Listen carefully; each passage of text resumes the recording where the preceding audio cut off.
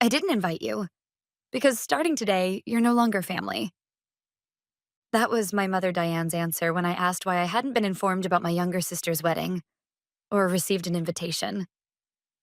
3 days ago, she had told me, it's an important family party, and so I came to this Beverly Hills restaurant, La Belle Vie. There, for the first time, I saw a plate that read, "Congratulations on your wedding, Hannah," and learned my sister was getting married. They must have simply forgotten to give me the invitation. Believing that, I said, "Congratulations, when is it? Of course I'll be there." But my mother coldly cut me off. My father, John, my older sister, Lucy, and my younger sister, Hannah. Their gazes stabbed into me across the frozen table. Diane flicked a pure white envelope on the table with her finger and continued, "Here, this is our gift to you, from all of us." At that cue, Lucy raised her smartphone. "I'll record your best reaction." The red light of the recording indicator pointed at me, cold and merciless. I slowly opened the envelope. Inside was a formal, emotionless notice of disownment. All of their signatures lined the bottom. Time seemed to stretch. Only the stark black ink on the paper burned into my retinas. Lucy's hand holding the phone lowered slightly. There were no tears, no anger, none of the reaction she was hoping for. My mind was startlingly clear. What they had signed wasn't just the termination of a family relationship. It was a unilateral cancellation notice. Against me, their safety net. I folded the disownment notice neatly and placed it beside my plate. It was no longer a weapon. It was my permit for freedom. With the single sheet of paper, I had become a stranger to them. Then I took out my smartphone from my handbag. "Oh? Going to cry to your college friends?" "Pathetic," Lucy sneered. But her voice no longer reached me. I didn't even look at her. I focused entirely on the screen. I unlocked it with my fingerprint, swiped through the home screen, passed several apps, and stopped on the familiar icon of my bank. They didn't know. They didn't know that the useless student they always looked down on had spent countless nights coding, building the AI learning platform LearnFlow from scratch, and had already gained a passionate user base. They didn't know that the revenue from that project had grown far beyond anything they could imagine. I opened the loan management screen. Displayed there was, private loan, borrower, Hannah Smith. Yes, 2 years ago I had loaned her $80,000 in personal funds to start her flower shop. Not one word of thanks came from the family. I had drawn up a notarized contract, set irreparable breakdown of trust as grounds for termination, and taken her Mercedes-Benz as collateral. A purely business agreement. "What are you doing, Allison? Are you listening? This is no time to be playing on your phone," my father, John, barked, barely containing his irritation. I ignored him and selected emergency suspension of loan based on contract terms from the displayed options. A pop-up appeared asking for the reason for execution. I typed, exactly, word for word, an irreparable breakdown of trust between the contracting parties. That phrasing was precisely what the lawyer who drafted the contract had included for emergencies. And the best evidence of that breakdown was sitting right beside my plate. The disownment notice. Once the entry was complete, a red button appeared in the center of the screen. Confirm? That single word gleamed with cold, absolute authority. Without hesitation, I pressed the button. Firmly, deeply, a sterile green message appeared. The procedure has been completed. I placed my phone back in my bag and stood up. Ignoring my stunned family, I turned to Hannah and calmly, clearly said, "I'm looking forward to your wedding." It was a declaration of war. They had no way of knowing its true meaning. After I left the restaurant, the family laughed off my declaration as nothing more than empty bluster. The hollow threat of a powerless daughter they had disowned. Convinced of their absolute victory, they went home satisfied. But starting the very next day in Hannah's perfect world, a small yet unmistakable discordant note began to sound. The first sign came in an email from the Dutch flower importer that was Hannah's main supplier. "Hannah, the payment for next week's special wedding order has been declined by your bank. Please check immediately." Hannah brushed it off as nothing more than a banking system glitch. 2 days later, the store's credit card company called. "Miss Smith, your corporate card is currently unavailable. There may be an issue with your credit limit." "There's no way. It'll be resolved soon," Hannah said irritably and hung up. 3 days before the wedding, a notice arrived from the real estate company that handled the store's lease, stating that next month's rent payment was overdue. The small cracks widened steadily with each passing day. Her shop's cash flow had been completely paralyzed by the $80,000 loan I had suspended. Still, Hannah refused to accept reality. She concluded that all of it was simply my jealous sister's pathetic harassment. Her pride prevented her even from telling our parents the full extent of her troubles. Allison is just causing a bit of annoyance. I have loyal customers. Once the wedding is over, I'll get everything back on track. She repeated those words to her reflection in the mirror, unaware that this misplaced confidence was tightening the noose around her neck. Meanwhile, I was quietly and steadily preparing my next move. Sitting before my monitor, I held several online meetings with my legal advisor, Mr. Watson, gathering further evidence that I would present on the day of the wedding. Yes, they must have forgotten. 5 years ago, when my father's business failed and their luxury house was about to be seized, it was me who paid their mortgage for 9 months. Those remittance records, the bank transaction statements, every bit of it was saved perfectly as digital data. Hannah's confidence and ignorance, and the irrefutable evidence in my hands. They had no idea that the wedding a week later would become the stage for their true judgment. The day of the wedding, the chapel of the coast in Malibu Hills looked like something out of a dream. On the terrace overlooking the ocean, tables covered with white cloth were lined up, adorned with flowers Hannah had likely scraped together from the last of her inventory. The cheerful laughter of guests and the clinking of champagne glasses blended with the gentle melody of the string quartet. My parents smiled triumphantly as guests showered them with praise in their role as the bride's parents. My sister Lucy chatted proudly with her friends. To them, I no longer existed. This was their perfect day, after erasing the stain of their inconvenient daughter. Hannah played the blissful bride flawlessly on the surface, but her smile was stiff, and several times I noticed her slip away from the crowd to check her smartphone obsessively. Messages from creditors were gnawing at her composure. The wedding's highlight, the champagne tower ceremony, was just about to begin when it happened. A subtle stir rose at the entrance. The guests turned. Standing there was me, Allison. Dressed in a simple yet elegant black dress, I stood quietly, alone. Of course, I had no invitation, but no one could stop me. Everyone here knew I was part of this family. The moment my supposed family recognized me, their smiles vanished from their faces. What replaced them was surprise, displeasure, and a hint of fear. Hannah went pale as if she'd seen a ghost, the hand holding the champagne bottle trembling. Ignoring their panic, I offered a calm, gentle smile and walked straight toward them. The guests watched, holding their breath, waiting to see what would unfold. At some point, the string quartet had stopped playing. On their perfect stage, an uninvited main character had just stepped into the spotlight. "Allison, why are you here?" Lucy's voice was tight and trembling, filled more with shock than anger. My father glared at me silently, as if he believed that gaze alone could drive me out. I stood before them and, smiling pleasantly, but loud enough for every guest to hear, said, "Of course, I'm here to celebrate my lovely sister's wedding. Congratulations, Hannah." At those words, Hannah's shoulders jolted violently. From the small gift bag in my hand, I pulled out a sheet of paper. A copy of the disownment notice they had handed me just a week earlier. "And this is the heartfelt gift all of you gave me last week. Today I brought a return gift." A wave of murmurs rippled through the guests. Whispers of "disowned" rose from various corners of the venue. I took the microphone from a nearby stand and slowly walked toward the stage. The host tried to stop me, but my father raised his hand to halt him. He didn't want to escalate the scene any further. He was waiting for me to say something foolish and destroy myself. Standing on the stage, I swept my eyes slowly over the faces of the guests, one by one. Then, still smiling gently, I spoke into the mic. "Everyone, thank you for gathering today to celebrate my sister Hannah's wedding. I'm her older sister, Allison Smith. Today, in honor of this wonderful occasion, I would like to share with you all a little bit about the secret of success behind the Smith family, particularly my sister Hannah." A hush fell over the venue, as if someone had poured water over the entire room. Hannah's face was past pale, an ashen, sickly shade. I took a slow breath. The curtain on the show had just risen. "Many of you are probably customers of Hannah's beautiful artistic flower shop, Fleur de Rêve. This was how I opened my speech. Several women among the guests nodded proudly. They were regulars at Hannah's shop, devotees of her success story.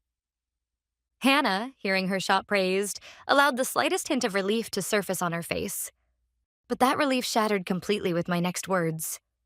Hannah built that shop into a popular business in just 2 years through her talent and hard work.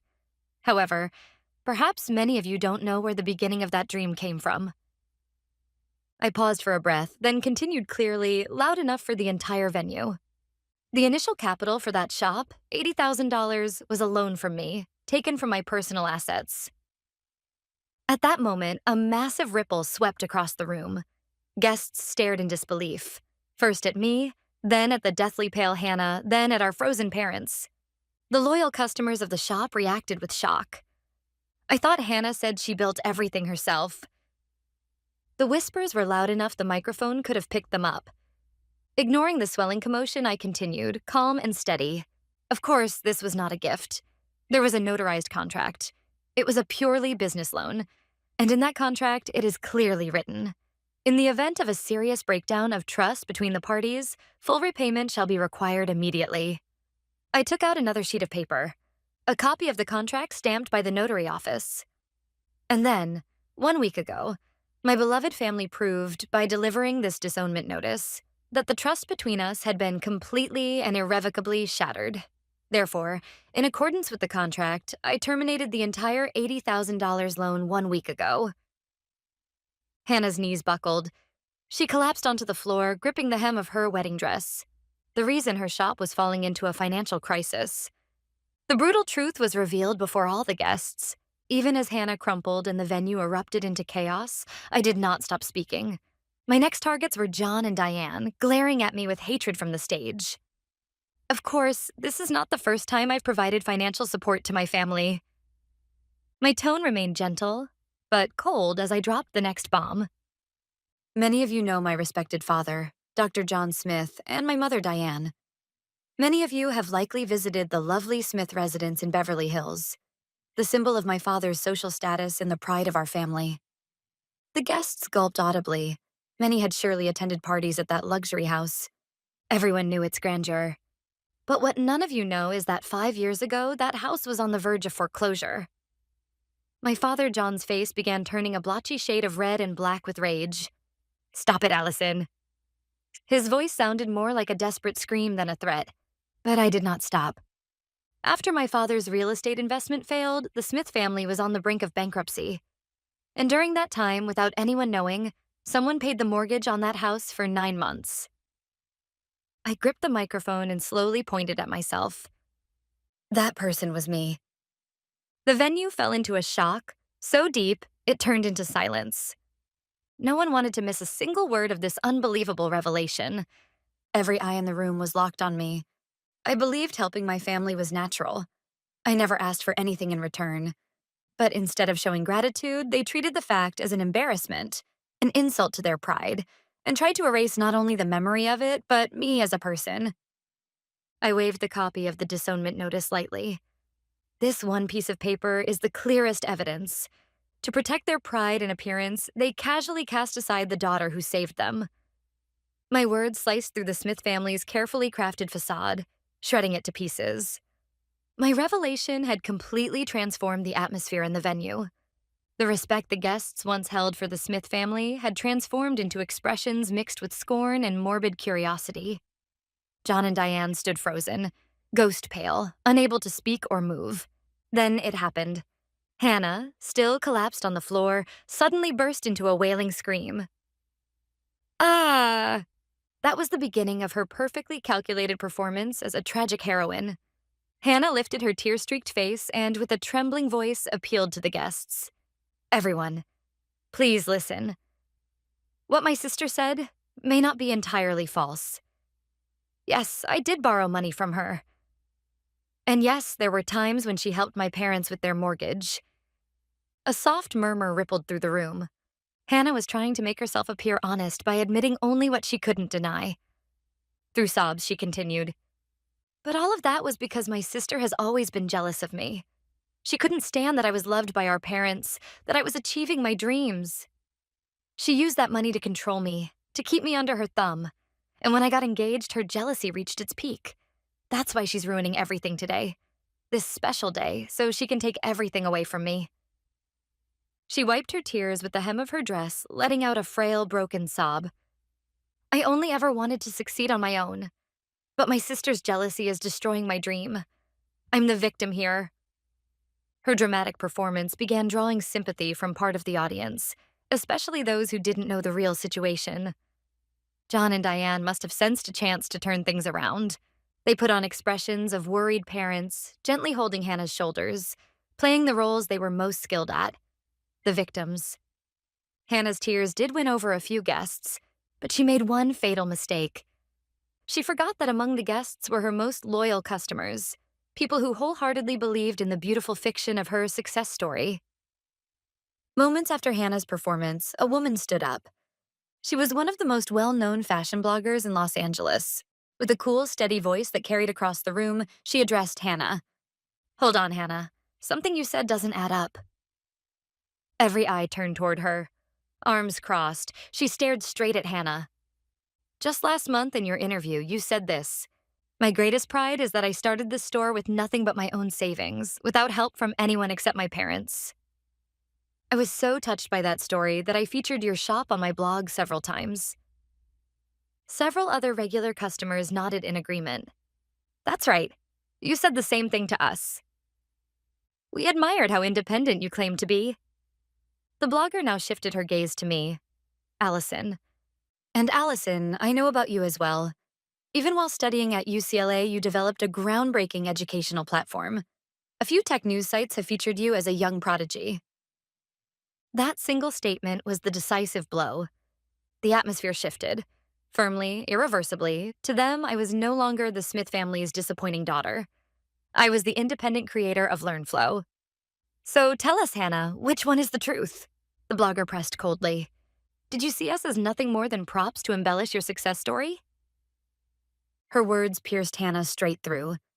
Everything she had built, her image, her influence was collapsing. Her tears were no longer a weapon to gain sympathy.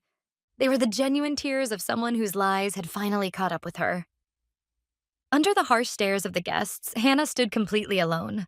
Her tragic heroine mask crumbled away, leaving behind nothing but a pitiful figure built entirely on deception.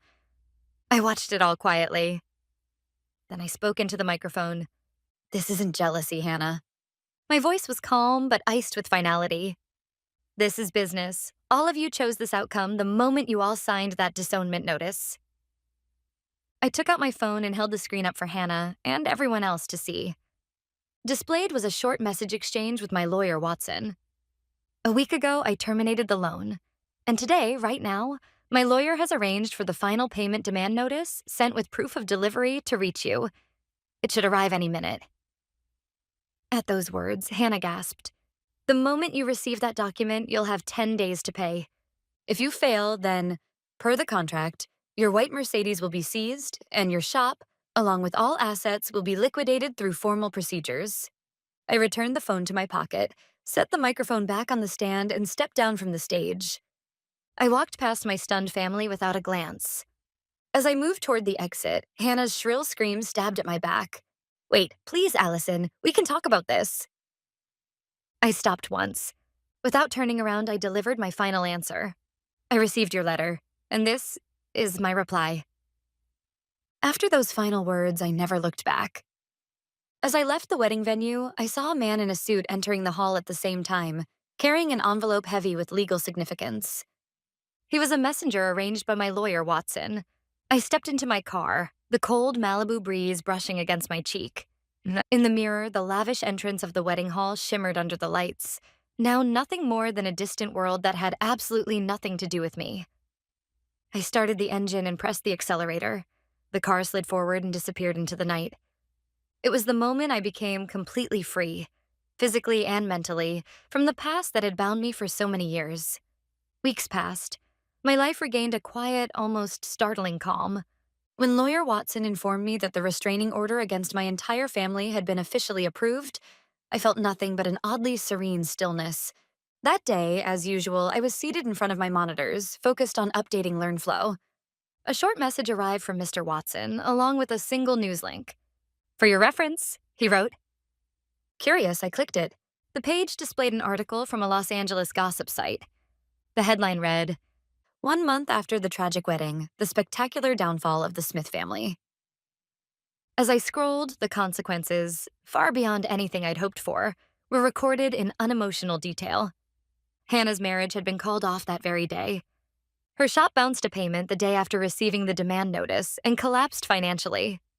Her Mercedes was seized and auctioned off. Even then, she was left with $55,000 in debt.